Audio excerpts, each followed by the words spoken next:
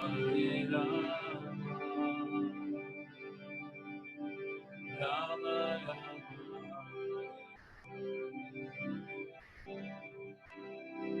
Hare Krishna, Hare Krishna, Krishna Krishna, Hare Hare, Hare Rama, Hare Rama, Rama Rama, Hare Krishna, Hare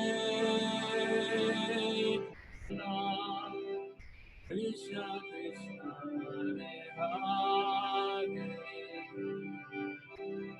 Hare Rama,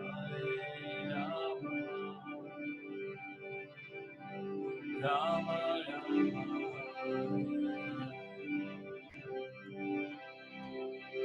Hare Krishna, Hare Krishna, Krishna Krishna,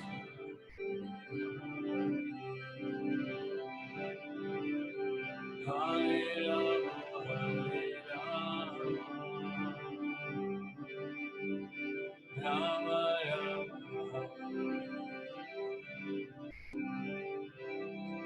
Hare Krishna,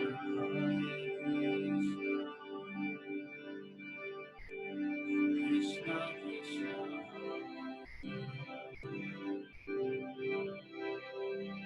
Hare Rama, Rama Rama,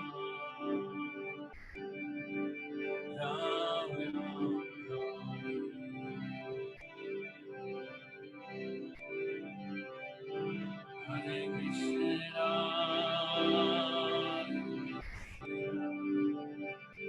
Krishna Krishna, Hare Rama, Rama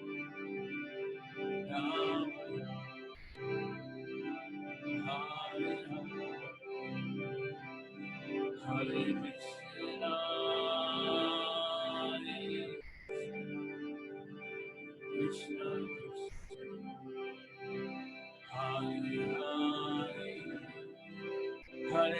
Hare Krishna, Krishna Krishna, Hare Hare,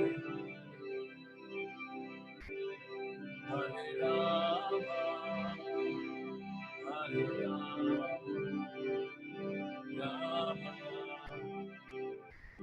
Hare Krishna,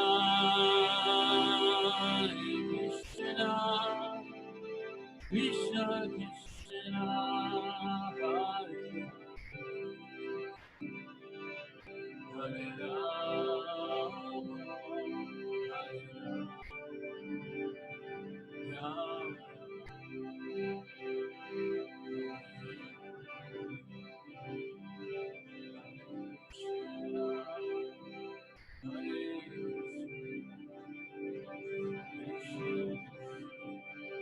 Rama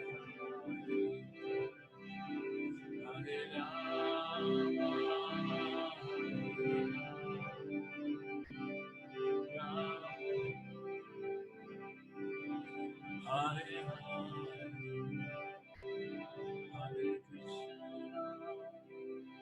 Hare Krishna, Krishna Krishna, Hare Hare Rama, Hare Rama,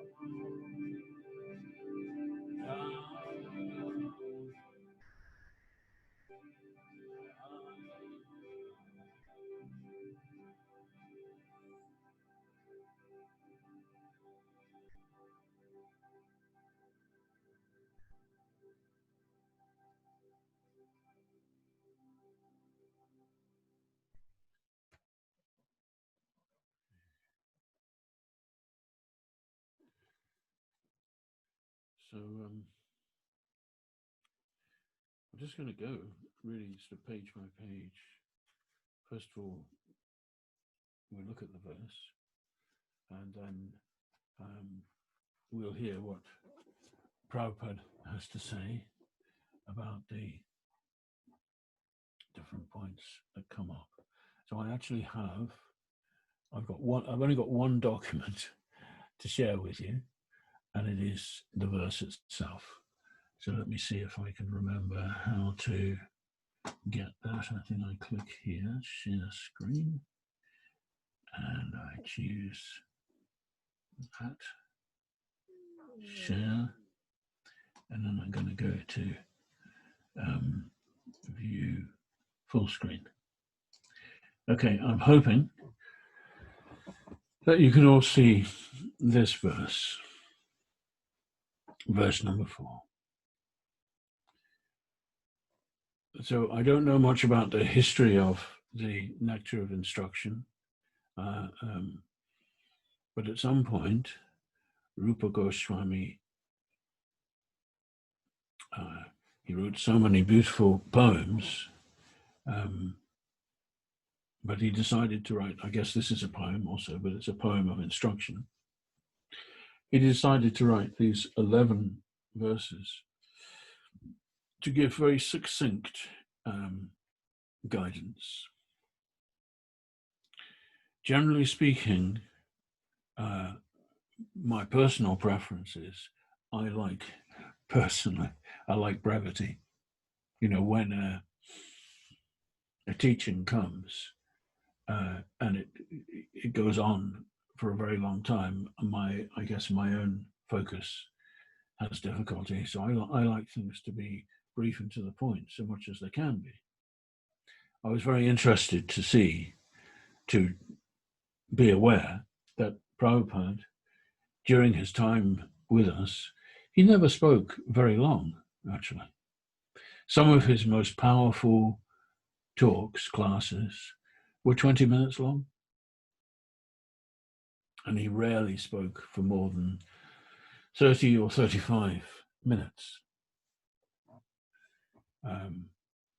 Of course, his books are somewhat different because although he was brief, but they're spread over years. You know, he used to speak into his dictaphone. So he was speaking into a microphone. All the purports scattered all through Prabhupada's books, they're all actually his spoken voice. You know, when he first arrived in New York, he was working with his typewriter, and it wasn't always so easy for him. In those days, you know, typewriters were pretty hefty things. And so one devotee suggested to him, let me, you know, I've seen this thing called a dictaphone, it just come out, let me get one of those and see how it goes. So Prabhupada immediately, he shifted to the dictaphone because it's the spoken voice. And you're probably aware that all through Vedic history, the arrival of the written word came late on. Originally, all the teachings, they're all oral teachings. So when Rūpa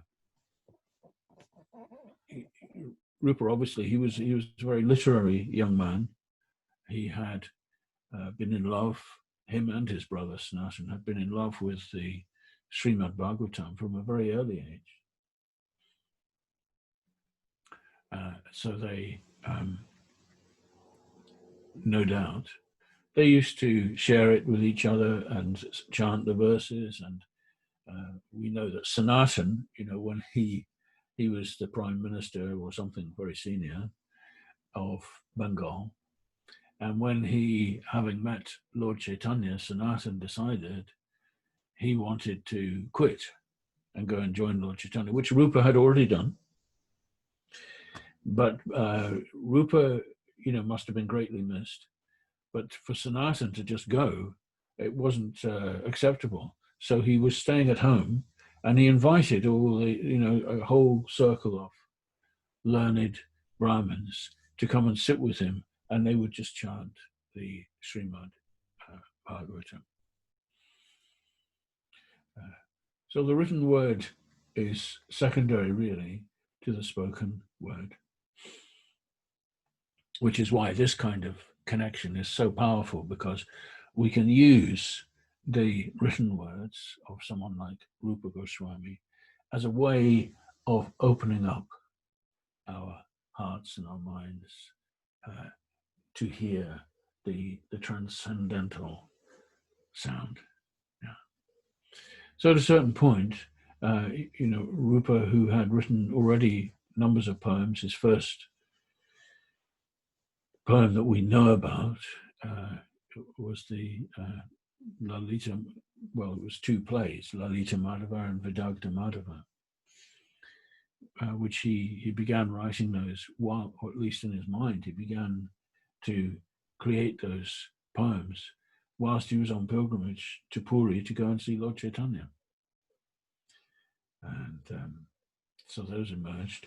And so at some point, he obviously decided, let me give some really basic instructions, maybe for those who are not so literary inclined, who just want to hear the essence. And so 11 verses, beginning with, the absolute basics. You must control your senses. And what are the, last time, a month or so ago, we spoke about the third verse, how important it is to be enthusiastic and patient and confident and so on. So now this fourth verse, the three exchanges that provide the essence of how to be with devotees and how to be with people, in fact, in general. At the end of the previous verse, he had said, looking back at the Sanskrit, I've got my copy here, he had said, Sangha Tyagat Sato Vrite. Sangha Tyagat means give up association, literally. And obviously the implication is give up the wrong kind of association. And Sato Vrite means, it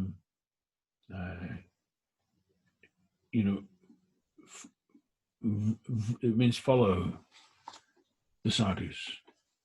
Be with the sadhus, not with the non-devotees. So now he's showing us how to be with. So let's go into this verse now. What we could do is, I'm hoping you can all see the Sanskrit there. Let's try just line by line. We'll sing this a few times, and we can have a little bit of musical accompaniment.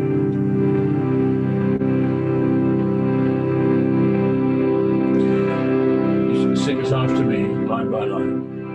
Dadati pratigrihnati,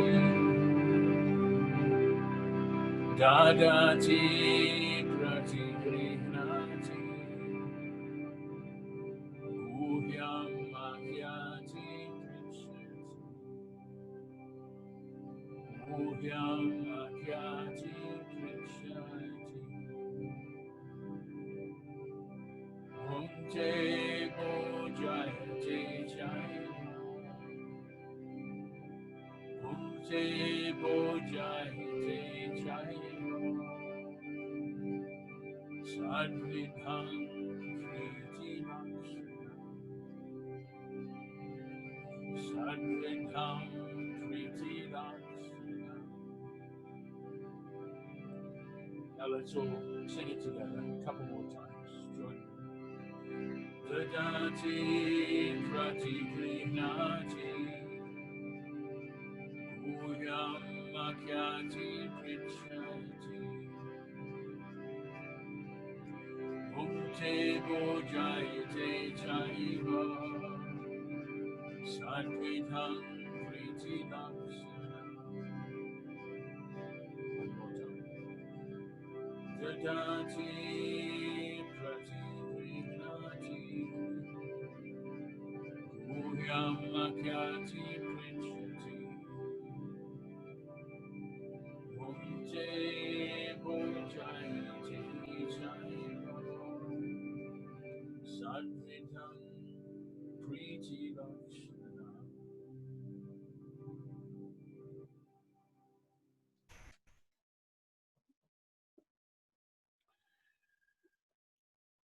So these are the six, he says in the last line, Sadvidham, Priti Lakshanam. These are the six symptoms, Lakshanam, Prabhupada translates.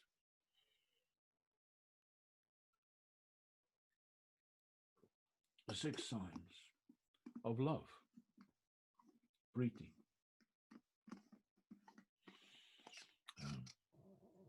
The whole essence of our lives is ultimately to go deeper and deeper into love, and these are six of the ways that we can express love. Love is not simply an abstract word. It is expressed in the way I behave. So dadati, to give, simply means to give. And alongside giving, prati grihinati means in response to accept. Very important. Life is not about just endlessly giving. And neither is it about just wanting to receive all the time. It's an exchange.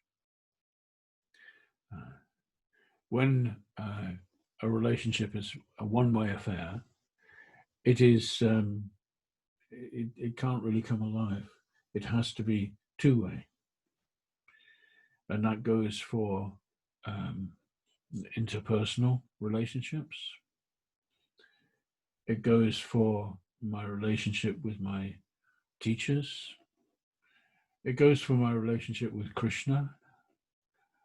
And with my spiritual life in general. My spiritual life is a combination of, I am giving, seeking always to find ways to give myself, but I have to also be receiving in return. I have to be feeling, the nourishment that sustains me. We all need the sustenance and to express ourselves through the giving, which increases the sustenance. It goes both ways.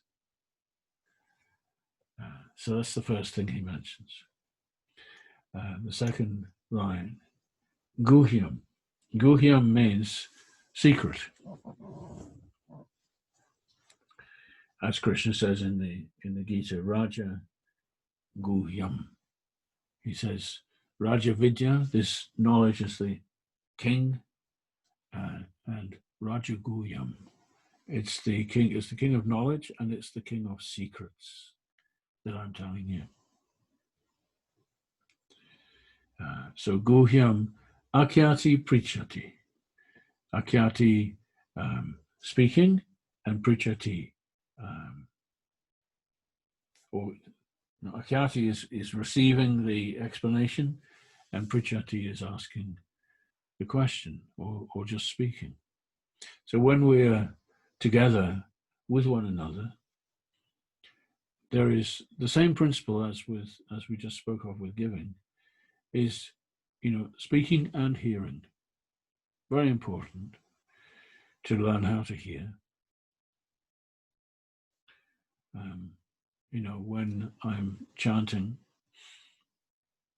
all of us, I know you all spend many hours every day, I guess, sitting with your japa beads.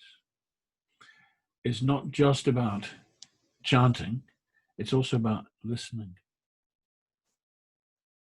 And that listening can be simply listening to the sound.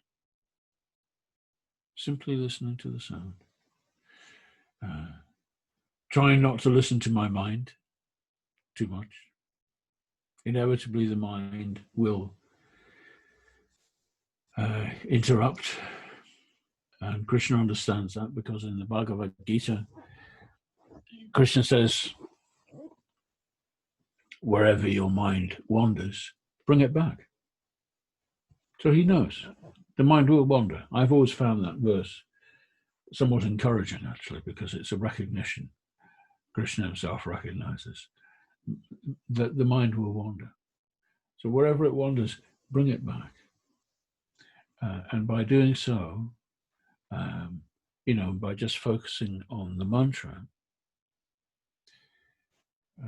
what's happening there, actually, is that, I'm opening up my ear initially to hear the actual physical sound of Krishna's name. But in course of time, the inner ear also begins to open.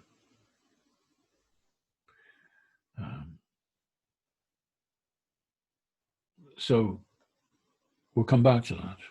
It's very important to come back to. But before we do, let's just finish with the verse. Bhunkte bhojayate jaiva. Bhunkte is, well, it's to eat, to enjoy the food, and bhojayate, to give the food. We just had here at our home a couple of days ago, for the first time since this lockdown began, we had friends over, and we observing all the required distances and so on, or we tried to. We sat in the garden. It was a nice day, and we shared a meal. Sitting together with friends, sharing food.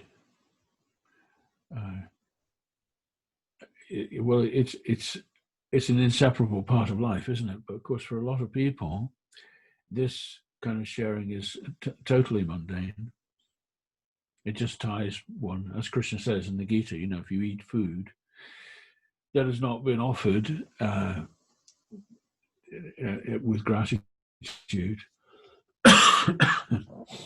you're just increasing your bondage to material life. However, when the food is offered to God, whether it be to Krishna or even in the various religious traditions, most of them have some sort of prayer that can be said to offer the food, then the whole consciousness changes. I remember once, many years ago, I spent the night staying with a minister of the Church of Scotland up in Scotland, in his little cottage. And in the morning at breakfast time, he said, "This is a traditional Scottish breakfast, and it's oat cakes." Which at that time, I'd never actually had an oat cake. Now you see them everywhere. And he said, "But he said, what the shortest grace in the world is, which we love to say here." I said, "No, what's the shortest grace in the world?" He said, "Tapa." And I thought, oh my gosh, that's amazing. Because tapa is, it's one of the earliest mantras. In the Bhagavatam, we're told how Lord Brahma, at the very origin of the creation, when he was just in complete total darkness and emptiness, somehow he was given the mantra to chant tapa, which literally in Sanskrit it means penance. And so for thousands of years, for a very long time, he was chanting this mantra tapa. And then Krishna came and blessed him. So I thought, how extraordinary! This Scottish minister, his mantra is tapa, but then he explained, tapa, ta means thank you, And Pa means father. So it means thank you, God, for this food. So if we begin a meal in that spirit of gratitude and thanks, the whole exchange, it's transformed. But of course, most wonderful of all is to share food with devotees of Krishna, and first of all to offer the food. So I invited my good friend Rohini Nandan, and he sang a beautiful Vaishnav prayer which describes the Krishna's lunch. Bhakti Vinod wrote this lovely prayer. How does it start? It just escapes me right now. So he sang that song, and then we enjoyed the prasāda. So that's a wonderful way to exchange. So then finally, Rupa says, Sadvidam, these 6 ways, Priti Lakshanam, are all expressions of Priti, of affection, and of love. All right. So the translation: offering gifts in charity, accepting charitable gifts, revealing one's mind in confidence, inquiring confidentially, accepting prasāda, and offering prasāda. These are the 6 symptoms of love shared by one devotee and another. Okay.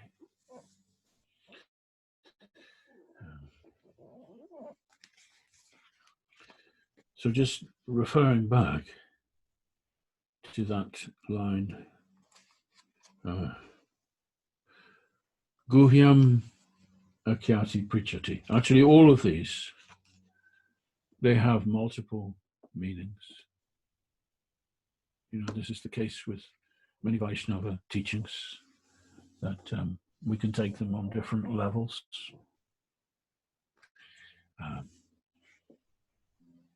So, for example, dadati pratigrihnati, giving and receiving. Let's consider for a moment, that I have, that I'm in relationship with someone. It may be someone I don't particularly know. They've just come to see me, or I've met them. And, what is the first thing, actually, that if we want to show affection, practically the first thing we do, especially at the moment, we can't hug at the moment, can we? So is some words. To be able to give, each of us has the capacity to speak and to hear. So it's no accident, actually, that in devotional service, the whole process is said to begin with chanting and hearing. Because in any relationship in this world, if we have the capacity to speak and to hear, that's how we, enter friendship. That's how I get to know somebody. And, I might just say something really quite trivial. I might just say, well, how are you? Or I might say, you're looking well.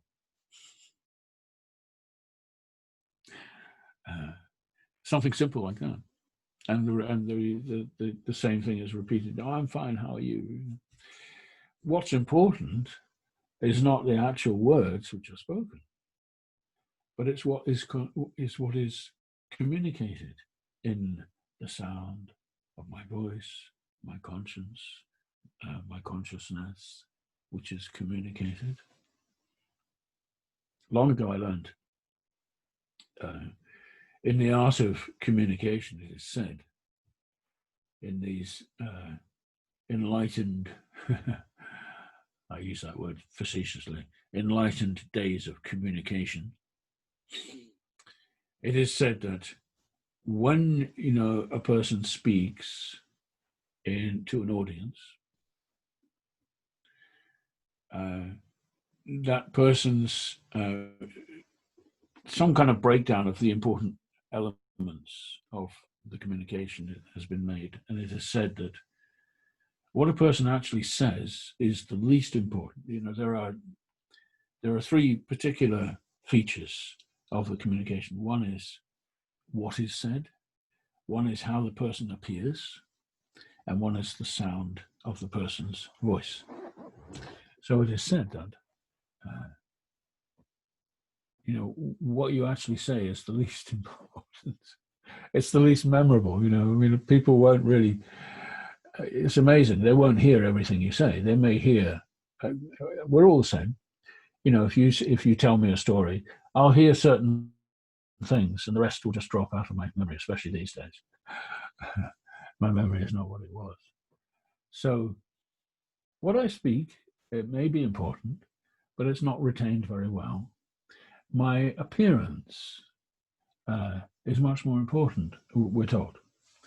Appearance, I don't think it really means, you know, the clothes I'm wearing or how I brushed my hair. It's, you know, how I manifest, how I sort of just hold myself. You know, we've all had this experience. Sometimes perhaps you meet somebody who's just, their physical presence, the way they hold themselves, the way they express themselves, creates an impression.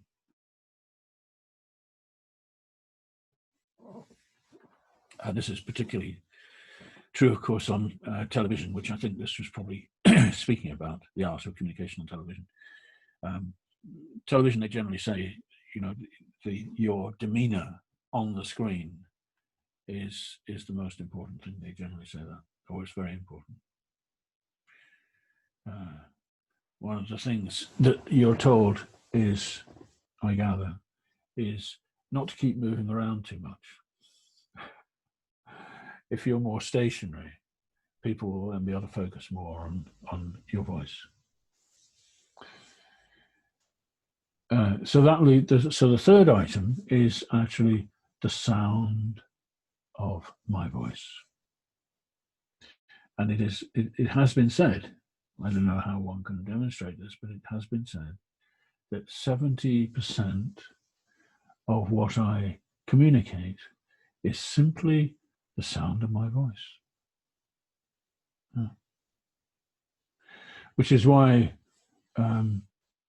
it can be the case that, you know, just on a phone, just telephone, especially the older phones, because they had a more accurate sound transmission, I find that, you know, the quality of sound, at least on the phones I seem to get these days, is far inferior from what it used to be on the old big, you know, telephone that you hold.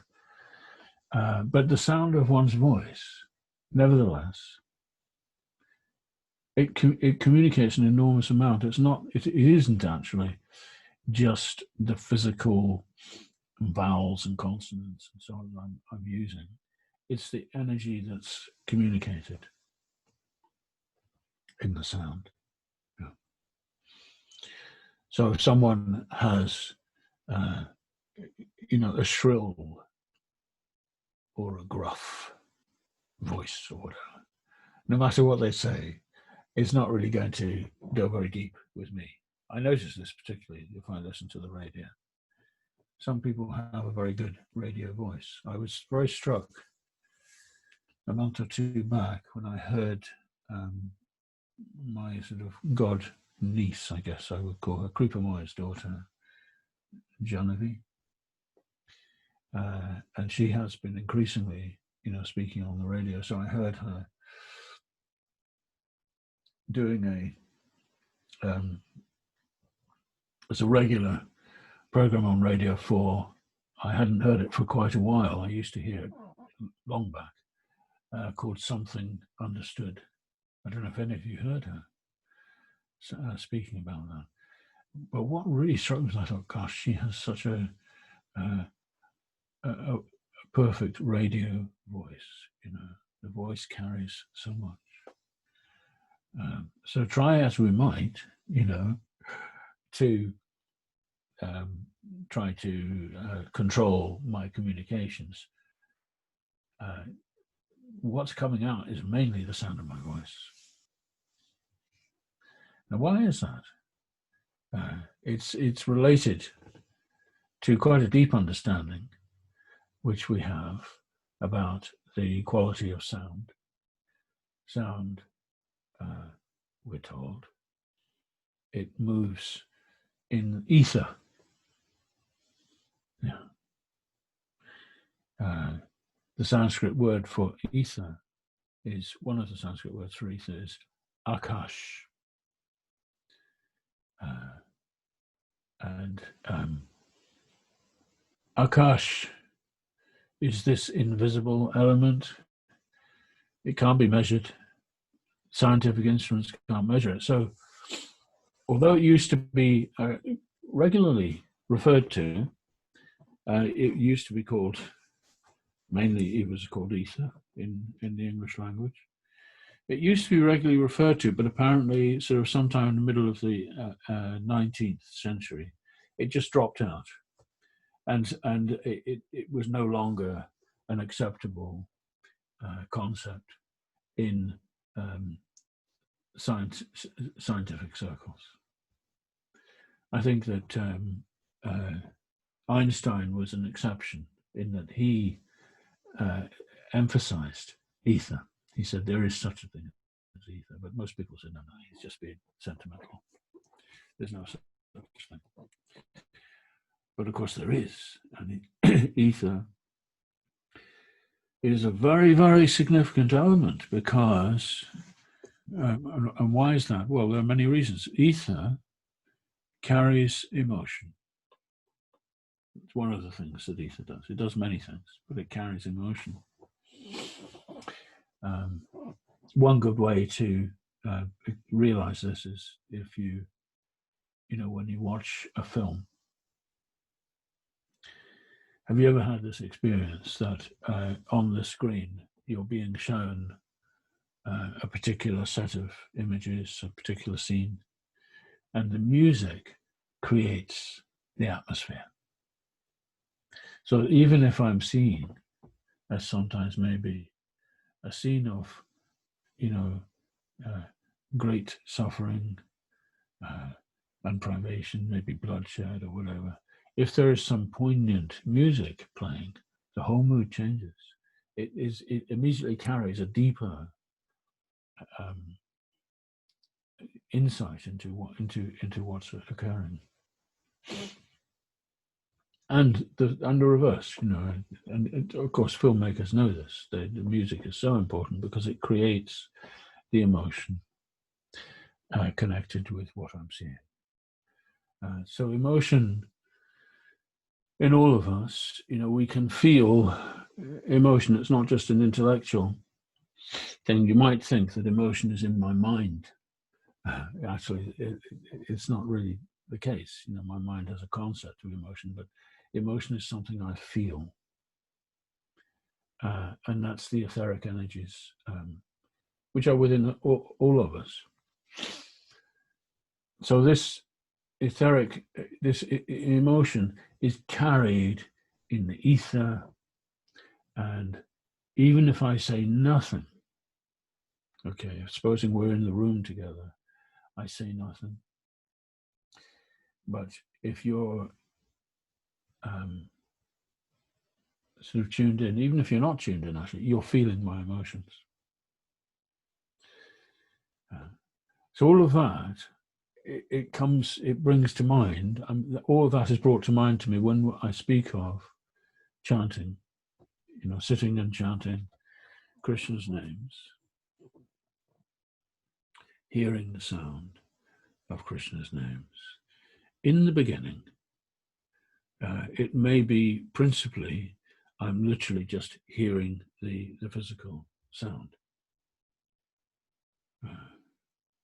And then gradually, over time, my inner hearing starts to awaken.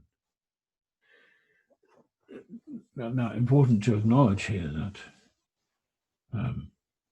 I have spoken to many, many people, and I'm one of them, I think. I think perhaps it's universal, when we first chant, it creates an extraordinary impression on the heart. Yeah. Some special blessing occurs for many people when they first hear the sound of Krishna's name. It penetrates deep and creates a memory that stays. It lingers long after the event. This is the case in life in general, with important events especially in my spiritual path, I find, I don't really remember too much, to be honest, about, my first job or, I don't know, holidays. I have vague impressions, but there are certain experiences of a more spiritual nature which went deep, and those memories stay. So in the beginning, when we first encounter Krishna, now we may encounter Krishna from a distance to begin with, not be aware that it's actually Krishna, but I may feel the divine presence. And but when it comes to the chanting of Krishna's name, as I say, very often, there's a profound experience at the beginning. And then, as Krishna said to Narada Muni, when Narada, in his previous life, he was a young boy, and he was orphaned. And so he traveled off into the wide world and traveled across many extraordinary landscapes we're told about in the Bhagavatam. And one day, the time came, as it does, for all of us. There are many days, I'm speaking personally here, when I sit down, this comfortable sofa, by the way, which I'm sitting on, I only acquired it very recently. I was more or less given it apparently for free, just when I was desperate. It's getting harder and harder for me to sit comfortably when I chant my japa. And then somebody gave me this beautiful sofa. So here I am on this comfy sofa. So many mornings I come and I sit down with my beads, and, I do my best. I try my best. And I don't travel so deep, but I listen to the sound of the mantra. And that's the wonderful thing about chanting. That, whether I'm able to go deep or not, still I can just hear the sound of the mantra. And that is already, it's kind of like a blanket of assurance and comfort that gradually encloses me and stays, throughout the day. However, there are times, and I think perhaps we all experience this, when I come to sit down and I just know I'm going deep, and it happens. It's not really something that, I can force to happen. I may do everything correctly, follow all the sort of requirements and so on, but nothing happens. And then another time I do nothing and it happens, light or sound or whatever it is occurs. A blessing happens. So with Narada, when he was a young boy, he was wandering through the wilderness, and then one morning or one day, he was in the midst of a forest. He came to the bank of the river, and he sat beneath a tree, and he just went deep.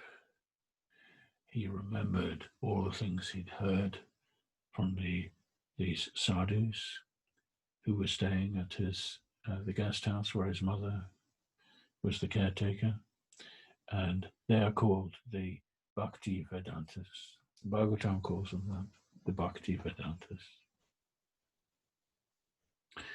How wonderful that we were awoken, directly or indirectly. All of us were awoken by a Bhakti Vedanta. So he remembered their words, he remembered their company, and he went immediately into a deep trance, and Narayan appeared on the lotus of his heart. And immediately he was filled with tears and trembling and ecstasy, mesmerized by this beautiful vision. But almost straight away, the vision vanished. So he cried out in the wilderness, "Oh, I've lost the vision." And then the voice came. The voice of the Lord came and said to him, "I've shown myself to you this once in order to encourage you. But in this lifetime, you will not see me again."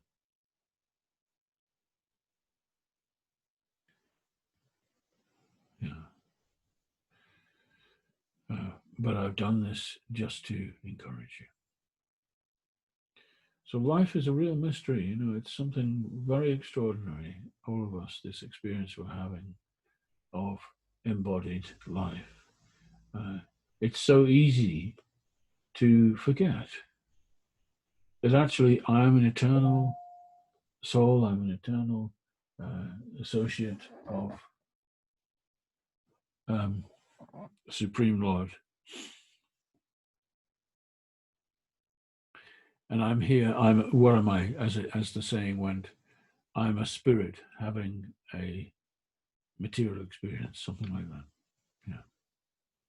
I'm an eternal spirit, but I'm experiencing what it's like to be in a body. So once my awareness of this has been awoken, and once I realize that my real relationship is not with all of this, it's actually with the source of all of this, with my dearest, closest friend. As Prabhupada emphasized in the Bhagavad Gita, there's that place at the end of the chapter 5 where Krishna says that I am Sarvaloka Maheshwaram, I am the Lord of every planet, and I am the I am the object of all sacrifices. But he also says, and I am Suhridam Sarvabhutanam, I am the dearest friend of every being. He doesn't say Sarva Manusyam or whatever, every man or human. He says every being. I'm the dearest friend. So once that awareness, that you could say that memory has awakened actually. Once I remember that I have this eternal relationship with the source of all, even though, by the constant movements of material energy, the daily distractions, there will be many times when I forget. But in the background, that awareness is there. And so Krishna says to Narada, you won't see me again in this lifetime. But basically what he's saying, but I'm with you, right? I will never leave you. I'm always with you. So when we're chanting, Dadati Pratigrihnati, I am giving my attention, my effort to the mantra. And Pratigrihnati, I am receiving. It's a two-way process. And sometimes, it varies from day to day. Sometimes it may be a whole effort. I'm giving. And then some other times, just wonderful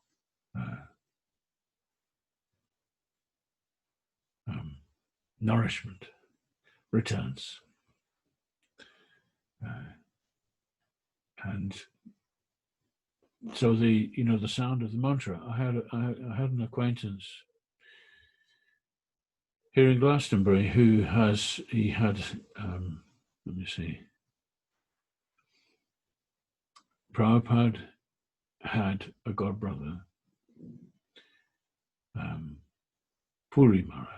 There were two Puri Maharajas, and I always get confused between them. But this is the Puri Maharaj who lived in Vrindavan and who lived to the age of 104.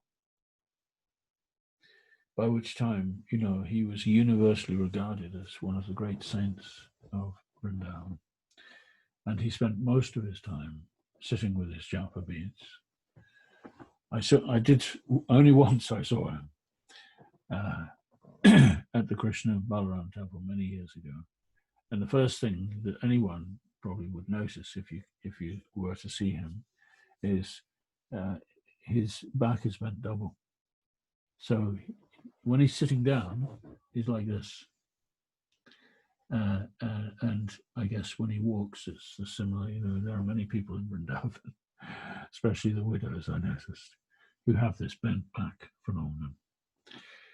Reason is that he spent so much time sitting with his japa beads and just hearing the sound of the mantra. So by the time he was 104, he was just permanently sort of folded up in that position to hear the sound of the mantra.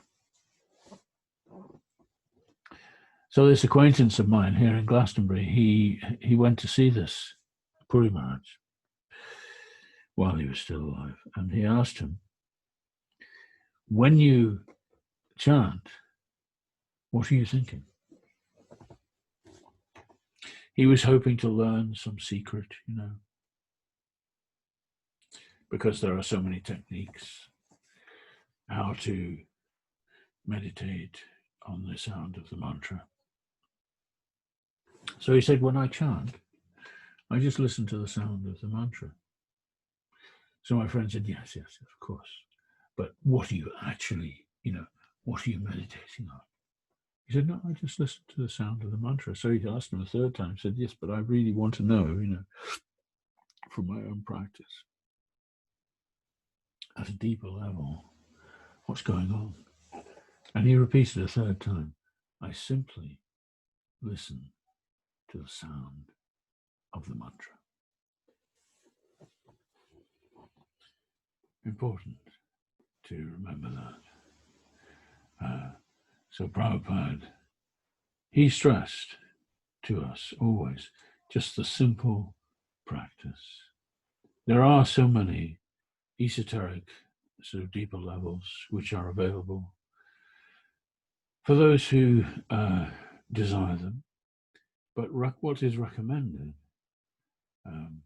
especially for us, you know, in this age and in this culture which we've grown up in, just hear the sound of the mantra.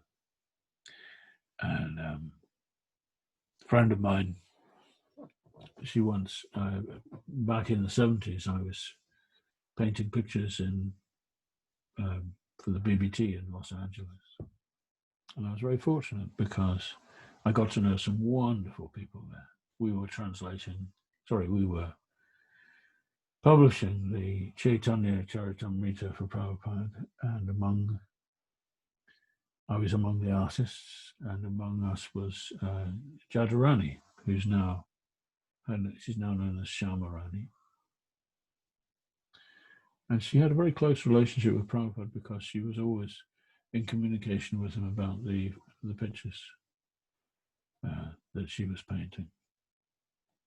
Another of my studio companions was Ramdas Abhiram, who sadly just passed away. Some of you might have heard that.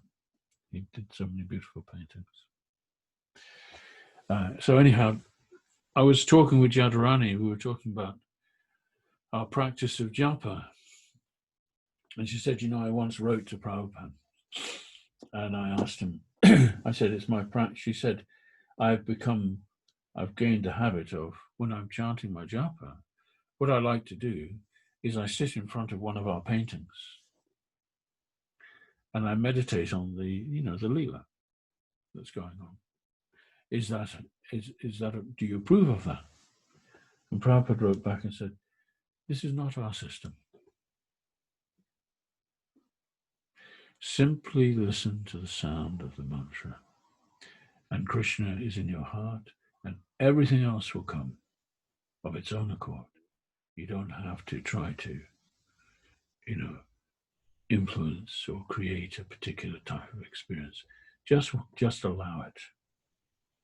And with the passage of time, I felt, wow, this is such a significant instruction, actually. So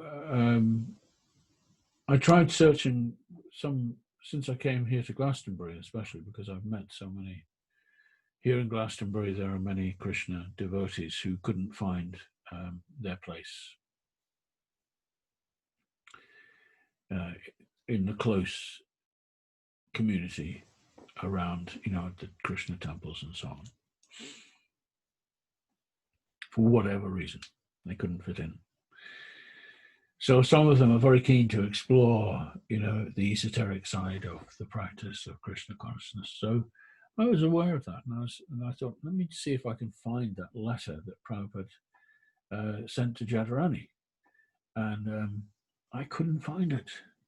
There's wonderful databases online for everything, and so searching all Prabhupada's letters, nowhere. However, a couple of years ago, she came this way, and she visited some friends of mine who live near Bath. And I heard she was coming, so I thought, I'd love to go and see Jadharani. It's been so long since I'd seen her, So there she was. She'd become, rather frail with age, and she's dressed in white. And she gave a simple talk. At the end of the talk, I went and said, "Oh, Jadharani, it's so wonderful to see you after all these years." We had a lovely exchange. And I said, "Tell me, once, I don't know if you remember, but once you told me about a letter that you received from Prabhupada." So this was in 1975, I think. She told me about this letter. And I was doubting, perhaps my memory is tricking me. It can do such things. She said, "Oh, yes, I know that letter." She said, "In fact, I've just included it in my memoir, which I'm in the middle of writing at the moment, and it's there. And you're absolutely right. That's exactly what Prabhupada told me." So I thought I'd mention that because, you may hear people talking about different techniques of how to practice japa meditation. And, there are some profound Vaishnava writings that have gone into this. But always remember that what Lord Chaitanya told us is right there in his Shikshastakam, in the second verse of the Shikshastakam. Niyamita smarane nakala. Niyamite smarane nakala. So smarane nakala means there's no time. Krishna, you've given us so many names, not just the name Krishna, unlimited names, and each one contains your full potencies.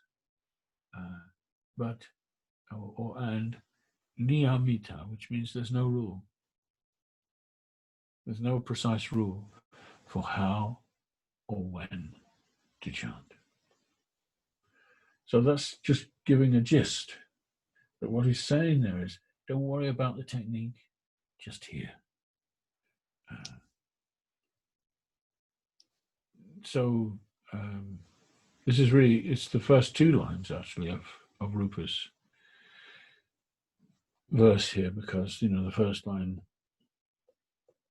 to give and to receive. And for me, as I say, I think the most important thing I can give and receive is my attention, which is in my words, but also in my hearing. When I'm with someone, to listen. We all know we've all had the experience of being with someone who only wants to talk. They don't want to listen, they just want to talk. And it can be very frustrating. I often find that the ones who sit quietly and listen, when they do speak, they have something worth saying. So with my, this is how I can be with Krishna, not just chanting, but hearing. And hearing not only with my external ear, but also with my inner ear. We all have an inner ear. All of us have the capacity to call to mind some favorite piece of music, and I can hear it in my mind. A good example of that is Beethoven, who towards the end of his life, he became stone deaf. He was so deaf, when he went to some of the later performances of his own, I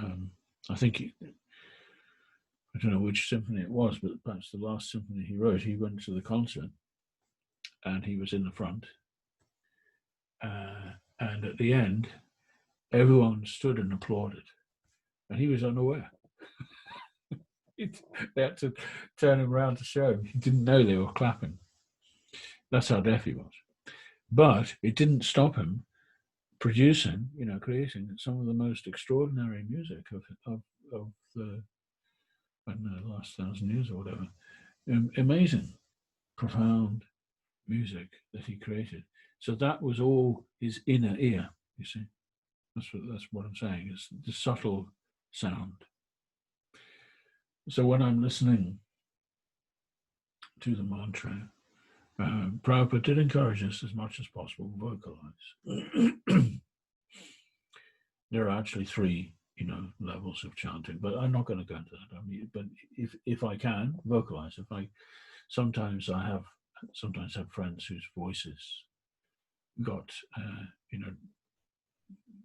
traumatized one way or another, and they couldn't always chant aloud. So you can, if you have to, you can chant silently or softly, whichever. But one way or another, to hear the sound, and it begins with the physical sound on my ear drum, but there's also the inner sound of Krishna's name. So both are important. And with the inner sound, my inner awareness becomes more and more awakened.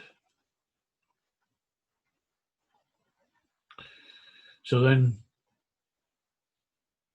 this is how we can enter, an affectionate relationship with anyone, by learning to hear and by speaking considerately. When I speak, think about what I'm saying, and speak truth. Speak truth.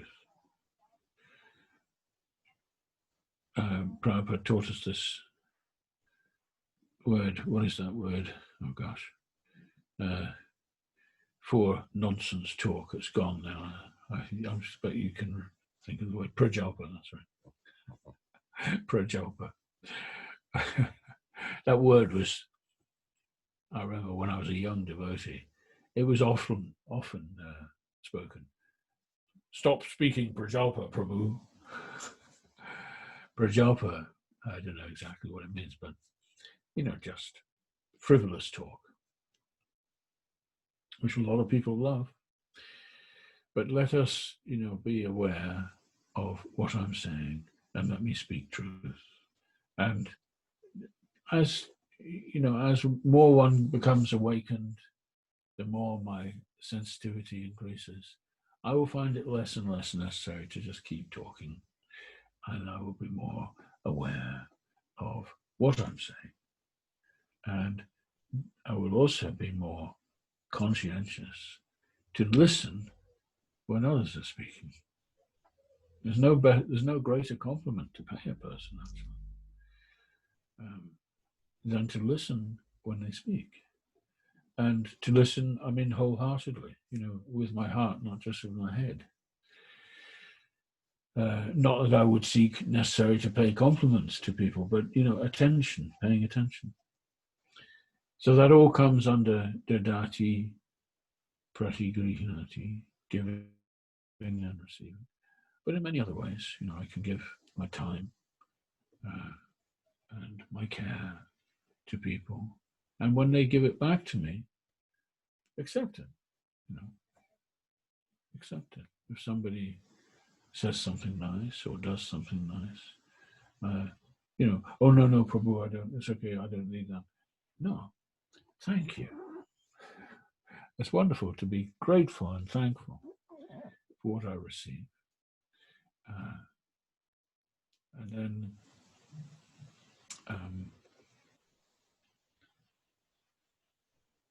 so what's the next line of the verse? Yadati pratigrihnati guhyam akyati prichati, which rolls into what we were just talking about. Exchanging secrets. It's an extension of what we were just saying. That let me not waste my time exchanging superficialities, but let me speak truthfully about what's significant. And that is a way of exchanging love. So the more we do that with one another, the deeper our mutual understanding can go. And sometimes if I take perhaps a little bit of a risk, in conversation with someone significant to me, and I might reveal something that's perhaps a little personal, what usually happens, you can imagine, what usually happens. If I speak something personal and then I sit quietly and I create some space, what will happen is my companion will do the same. If we make it safe when we're with one another to speak of, what is significant. Of course, I wouldn't do this with someone who is not able to reciprocate. But very often it is the case that people have important things that they would like to say, but they may not feel, confident that their speaking will be honored and respected, and so they don't say it. This is widespread, actually. So in the Krishna consciousness mission, which Prabhupada brought to us, we speak of things which are meaningful, and in so doing, we give the hearer the opportunity to do the same, to speak of something more meaningful. And Prabhupada was, a classic example of that. Classic example. I've told this story a good few times, but let me share it again. The first time I encountered Prabhupada, it was live. He was on television. First time he arrived in England, within 2 or 3 days, Mukunda and Gurudas had organised for him to be interviewed on a late night lineup on BBC Two. And I watched it. And I had no idea who this man was. But one of the things that struck me straight away, apart from his whole demeanour, everything about him was sad. Because he was dressed in robes and he was a small, elderly man. You didn't normally see such a person on late night television. But his whole demeanour was just full of gravity but also light. So the interviewer asked him, why have you come here to England? And immediately, Prabhupada, he just went so deep. Within, practically, I think the second thing he said, I've come here. Well, he said, why have you come? He said, I've come to teach about God. And the interviewer said, is this the same God that we already have, or are you coming to introduce us to another God? And Prabhupada said, there's only one God, same God, with many names. So what do you come to teach about God? And then immediately Prabhupada said, I have come to teach you how you can speak with God. He said, just as you and I are speaking face to face, I have come to teach how you can speak with God. I don't think you could possibly go deeper, could you? Second sentence. And when I heard that, I was immediately riveted. And I doubted whether I was hearing correctly, actually, because he spoke with a thick Indian accent. It was only years later that Dhananjaya told me, my godbrother Dhananjaya is Scottish. And he was in that very early generation. You know, he had already joined Prabhupada's disciples before Prabhupada came, so he was right there. And he said, actually, Prabhupada spoke English with a Scottish accent because he learned it from ministers in the Church of Scotland in Calcutta, at the Scottish College. So that the combination of Prabhupada's Indian accent and the Scottish accent made it quite a mystery for me to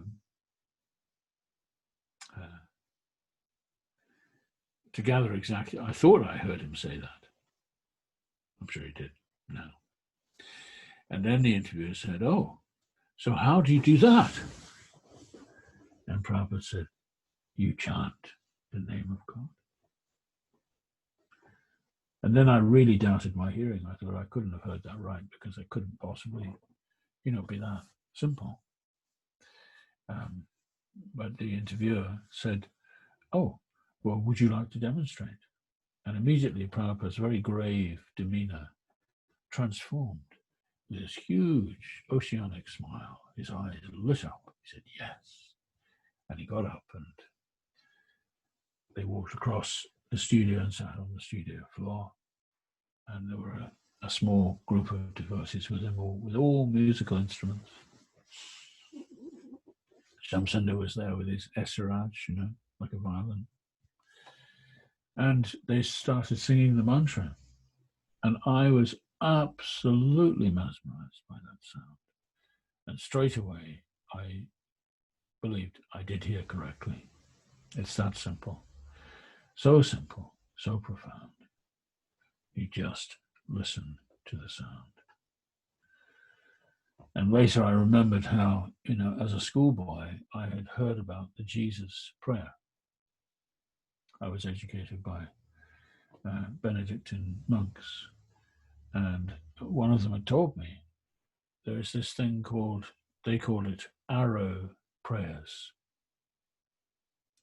A very simple prayer composed of the names of Jesus, and you just repeat it over and over and over. That's all you have to do. And so he taught it to me.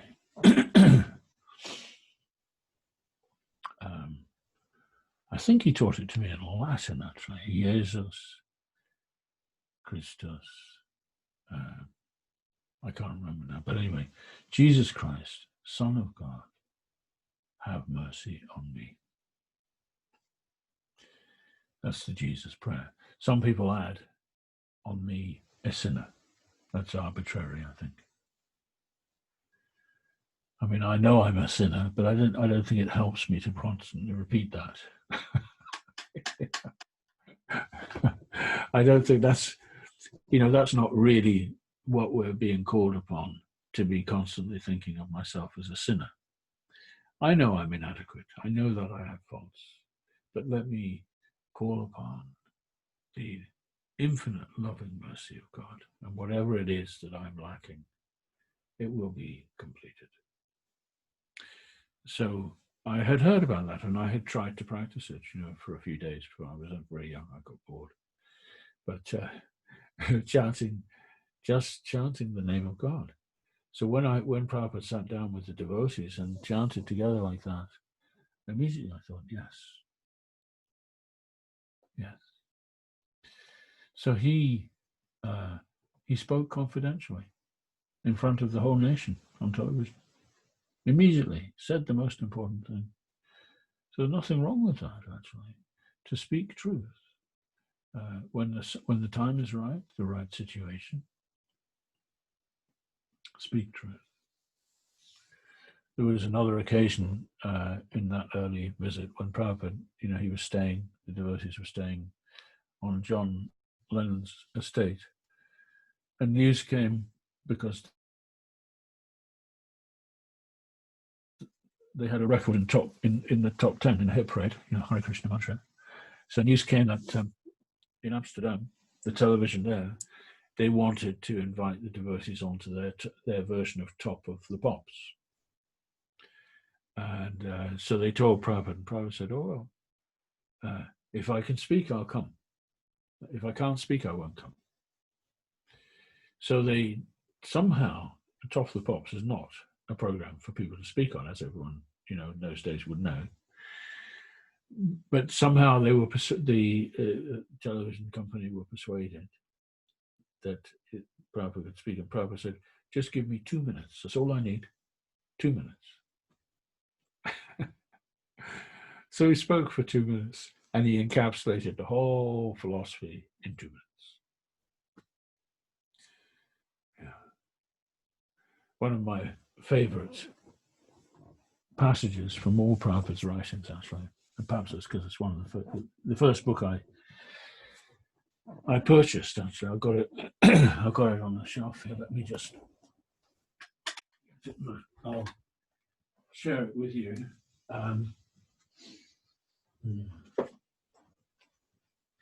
I was at an art student in Chelsea, and I met a devotee on the street, and I bought this book.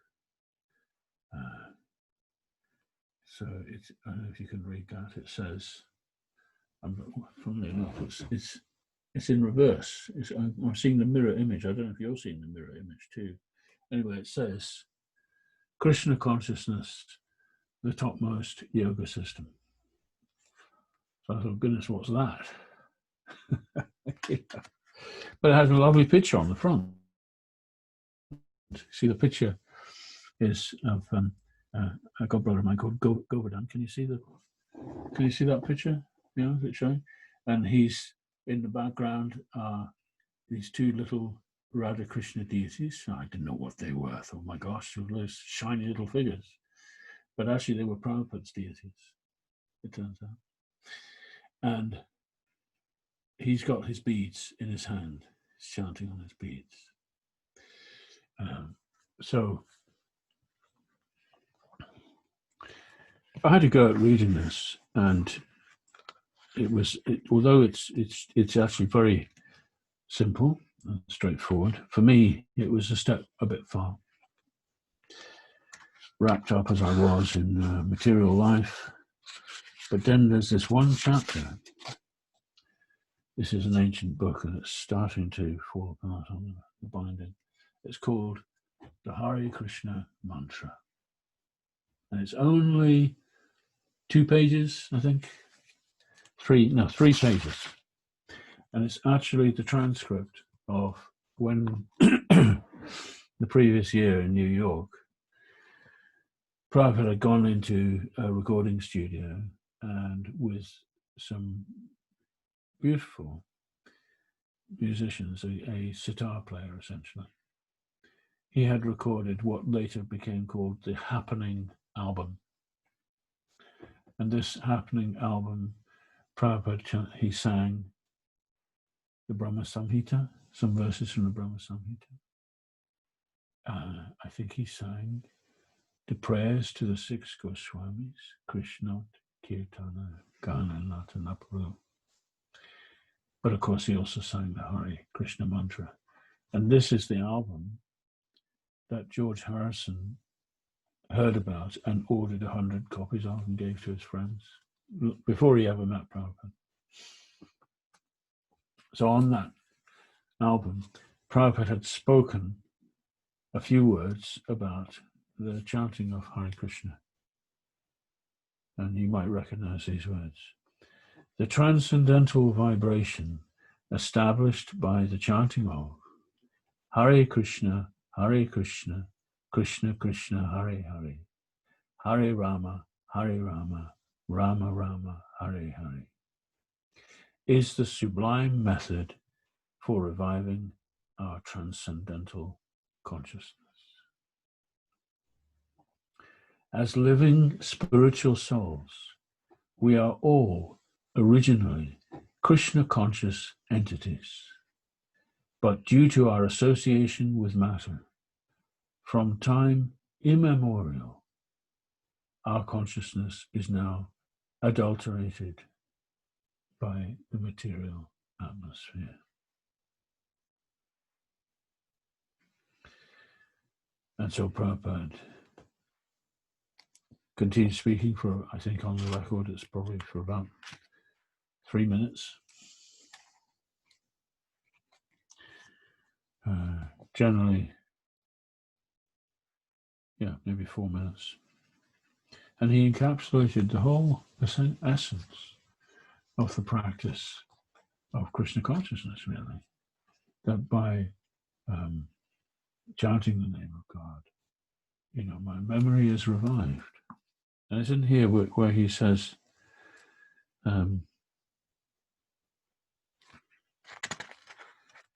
memorably,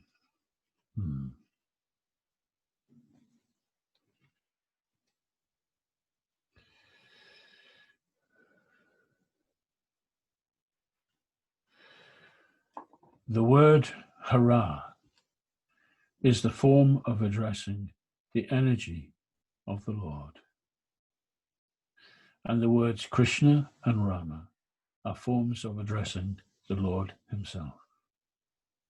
Both Krishna and Rama mean the supreme pleasure, and hara is the supreme pleasure energy of the Lord, changed to hare in the vocative. The supreme pleasure energy of the Lord helps us to reach the Lord. Yes, and in a couple of paragraphs later he says, this chanting is exactly like the genuine cry of a child for its mother's presence. Mother Hara helps the devotee achieve the Lord Father's grace, and the Lord reveals himself to the devotee who chants this mantra sincerely. So simple.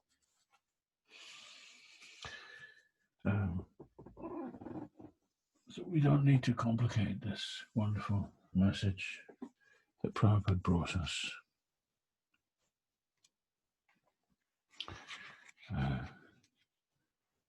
So, guhyam akyati prichati, to speak my truth, which is here indicated by the word guhyam, which means secret. I'm not going to shout it out to just anyone, you know. And when it comes to the inner truths of Krishna consciousness, although Prabhupada did say, you know, I'm going to teach you how to speak with God face to face, but there are some inner truths of Krishna consciousness which we won't just say to everyone. We'll be, you know, thoughtful about when and where. I was in I think it was in 1973. No. Yes, maybe. I was at the Berry Place Temple, and it was after we had acquired Bhaktivedanta Manor, which occurred in 1973. And Prabhupada was at the Manor. And on Radharani's appearance day, he came into London to visit Radharani.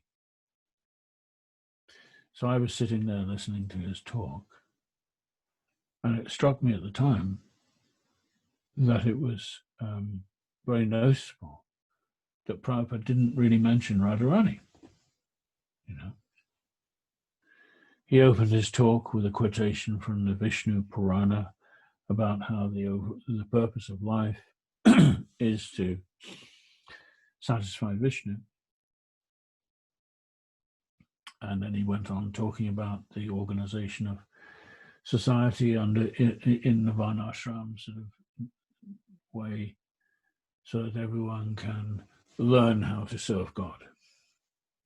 And then right at the end, in the last sort of 3 minutes, and I can recommend any of you who want to hear this, I'm pretty sure it was 1973, Prabhupada at Radhastami in London.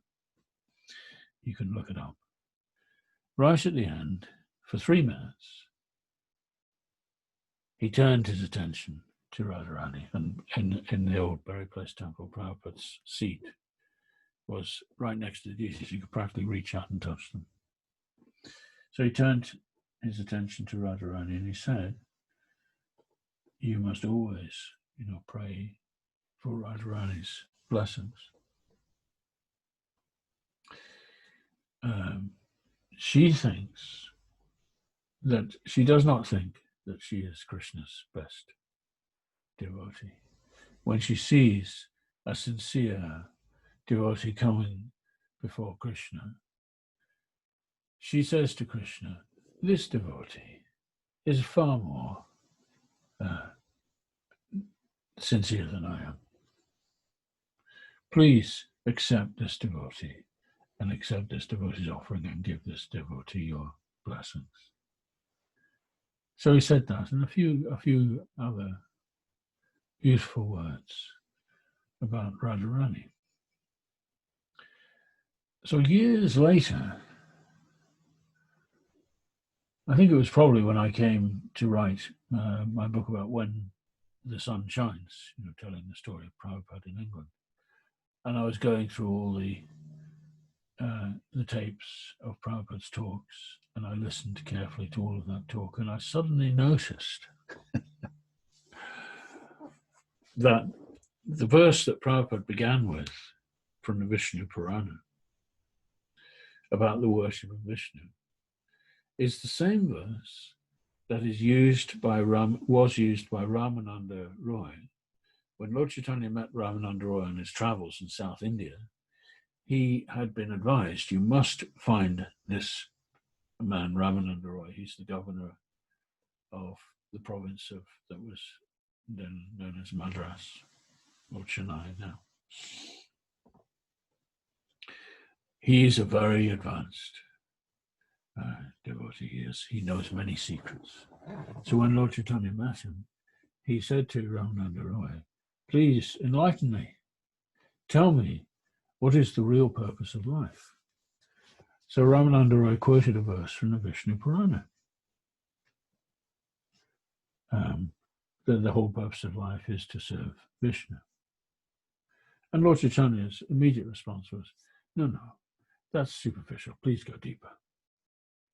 However, Prabhupada, he used that verse. Now, what I then noticed is that verse from the Vishnu Purana. It begins with the words, or it includes the words, Vishnu Aradhanam, which means the worship of Vishnu. Aradhanam. And so it contains the name of Radha, which is not an accident. So secretly, he had Ramananda Roy, his very first words, he spoke the name of Radharani. And of course, the conclusion of that amazing conversation, which is all recorded in the Chaitanya Charitamrita, it all led to a wonderful exploration of the personality of Radharani, the qualities of Radharani, and how she exemplifies the ultimate perfection of love for Krishna. So on Radharani's appearance day, in Berry Place, in front of a room full of devotees,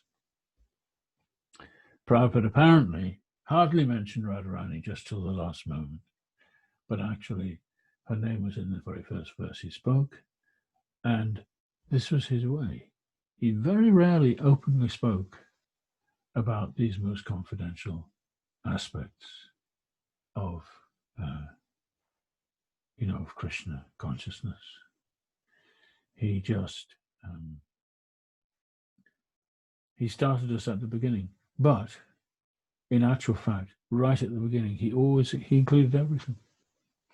You can talk with Krishna, you can talk with God face to face. It's all there.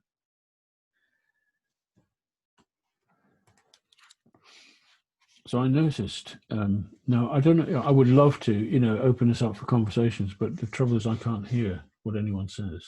So otherwise I would have stopped earlier and said, comments and so on.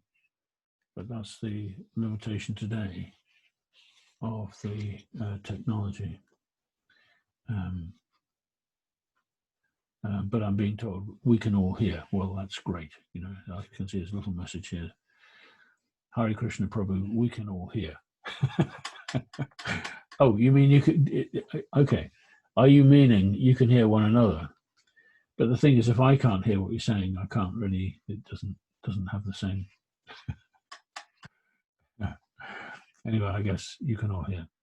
So, Hare Krishna, sorry, I don't know if anyone I would have can liked hear to me. have had some more open discussion, but Prabhupada has written, quite a detailed explanation of this verse, and one of the things he spoke about, one of the first points he makes is association. These principles of which Rūpa Gosvāmī talks about, of giving and receiving gifts, and opening your heart and listening and feeding one another and so on. Prabhupada is, widens this out. He says, actually, everything we do in the Krishna consciousness movement is based on this principle, that when people come,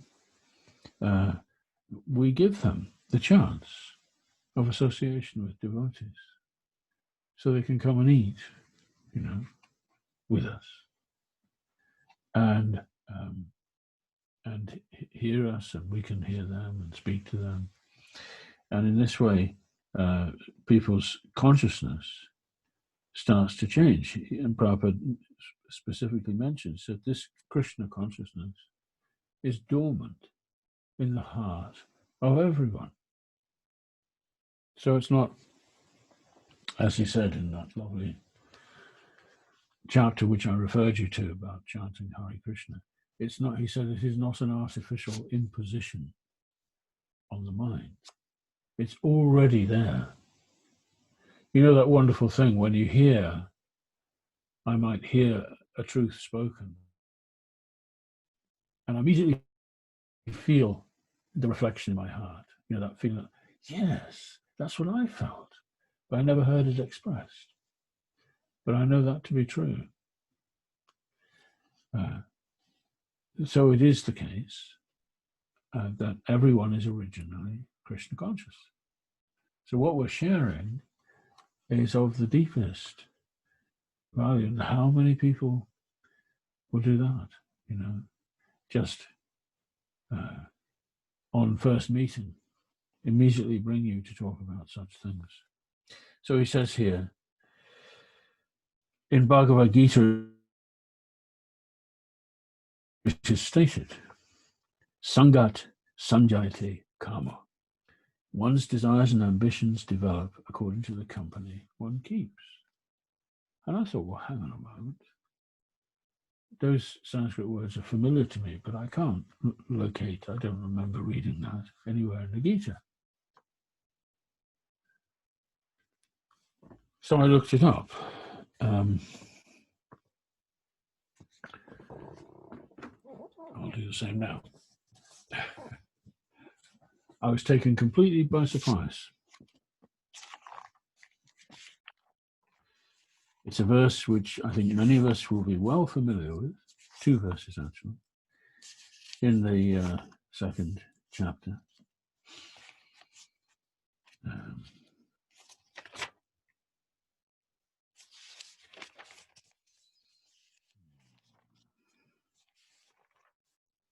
Yeah. All right. Verse 62. While contemplating the objects of the senses, a person develops attachment for them. And from such attachment, lust develops. And from lust, anger arises. That's Prabhupada's translation. So, sangat, sanjayate, kama, he translates as. From such association, karma, lust, develops. But of course, Sanskrit is a very deep language, and Krishna is not speaking just one level of truth. It's multiple. You know, once a godbrother of mine, Burijan, he asked Prabhupada, sort of this in the late 70s, said, Prabhupada, are you planning to write any more books? Oh, yes. And Prabhupada gave a list, and on his list was Bhagavad Gita. And Burijan said, but Prabhupada, you already translated Bhagavad Gita. And Prabhupada said, oh, there are many Bhagavad Gitas that I could present. So the Bhagavad Gita is so deep. So this line, sangat, which is translated here as attachment, actually sangat means association, sangha.